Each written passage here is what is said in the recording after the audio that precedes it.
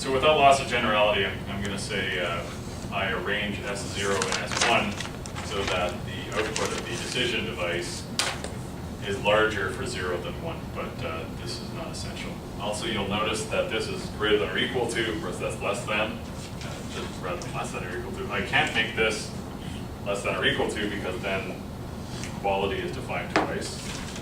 I can't really leave out the equality here because then what happens if it's equal? But in practice, it really doesn't matter what you do with equality because it occurs essentially never. So for our purposes, I'm going to say greater than or equal to gets assigned to 0 and less than gets assigned to 1. Okay, so let's let d sub z represent that function, the decision function.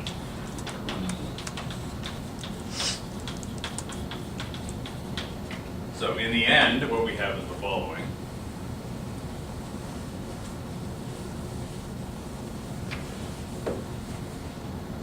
The jth bit estimate b hat j is equal to d sub z of phi j. Remember, phi j is the filter output, which is d sub z of yk, the channel output, involved with the filter evaluated at time j and b. So there's your detector function. Okay, now the hard parts here are what should z be and what should h of k be. So it turns out those are actually very difficult questions. And we will spend substantial parts of the next several weeks answering them. But for now, what I'm going to do is I'm just going to tell you the answer and we'll justify it later.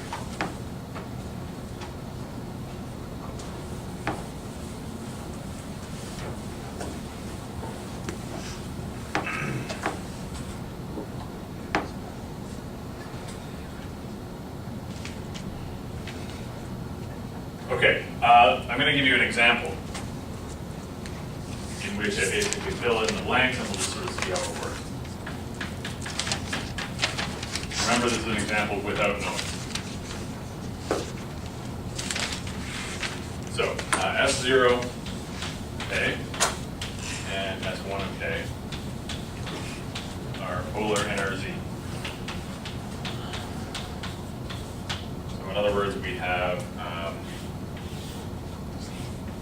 plus S0 is plus 1 up to ND, and S1 is minus 1 up to NB. By the way, in the first example I said NB is equal to 8. There's nothing magic about that. NB can really be anything, and in a later class I'll remark on exactly how you should be setting the sampling time and the bit time with respect to each other.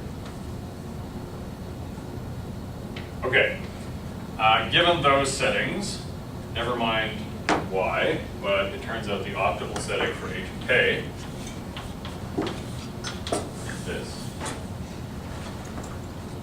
It's 1 if 1 is less than k is less than b, and 0 otherwise.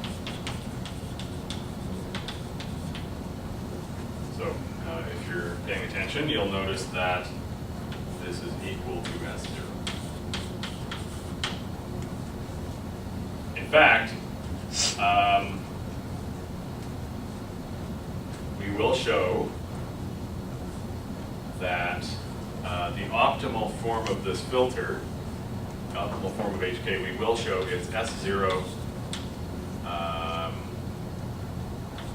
of NB minus K plus 1. But it turns out, because of the symmetry, in this case, that's equal to S0. So don't worry about this too much. We'll spend a great deal of time justifying that. But for now, for now, until we justify that, I will always give you HK. And let's also let Z, well actually let's see what the outcome of that is for S0 and S1. And then let's see if we can figure out what Z should be.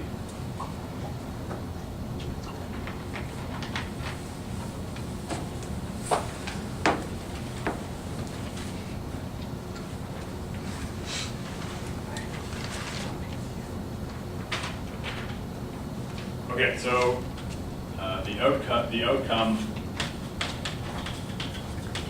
if 0 is sent, what is that? It is phi of j. If a 0 is sent for bit j, then the outcome will be S0k convolved with h of k.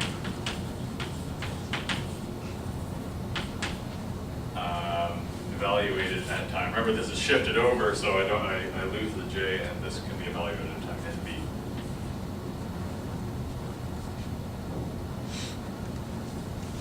In fact, this is probably confusing. Let's just get rid of this and say if a 0 is sent as the first bit, this is the output of the filter at time nb. So what is that?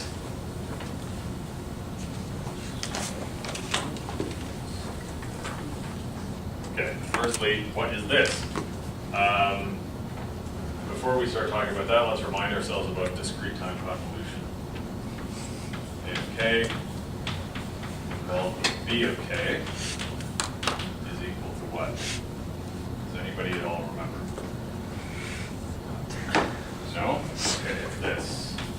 Sum from I equals minus infinity to infinity, a of I, b of I minus k. Wait, no, bk minus I. There.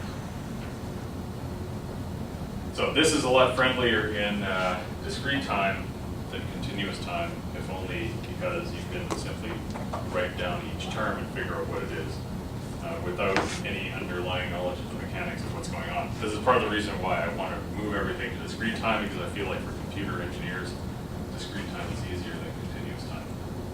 So, if I have S0 of k involved with h of k, that is equal to some h of infinity. Isn't h of k same as S0k in this case? Yes.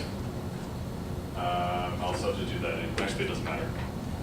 But you can substitute that in if you want. By the way, another point to note here is that it doesn't matter which one is A and B. This is commutative.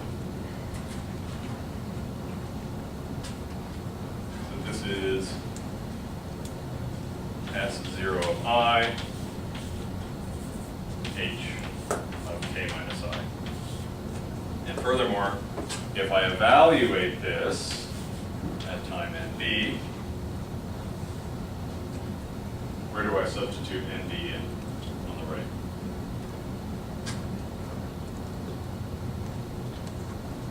So this is, let's call it C of k is equal to A of k involved with B of k. The notation here is funny because k vanishes, but k appears on the left here, k appears on the right here. So if I want phi of, if I want to know where this evaluated at nb, where should I stick in nb on the right? In the limits? No. So see, k appears here, k appears here. So nb appears here, so nb should appear here. So evaluated at nb, I should get this. So I equals minus infinity, infinity